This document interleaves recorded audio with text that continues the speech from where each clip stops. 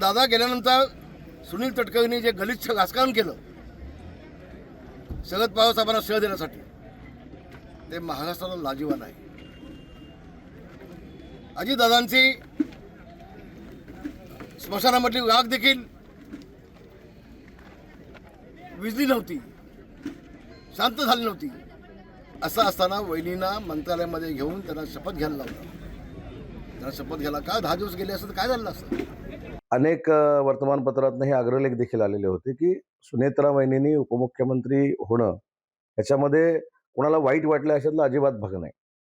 पण इतक्या लवकर का झालं, हे करायला लावलं का, किंवा कोणी करून घेतंय का, अशा पद्धतीच्या शंका आम्ही काढत नाही आहोत.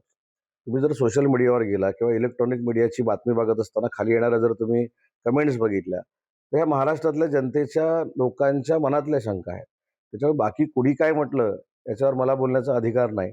मला असं वाटतं की या संदर्भात जो काही वादविवाद होतोय हा अतिशय निरर्थक अशा प्रकारचा आहे, अतिशय चुकीच्या अशा प्रकारचा आहे. प्रत्येक व्यक्ती केवळ स्वतःचं राजकारण याच्यात कसं पाहता येईल हा प्रयत्न करतोय, हे अतिशय चुकीचं आहे.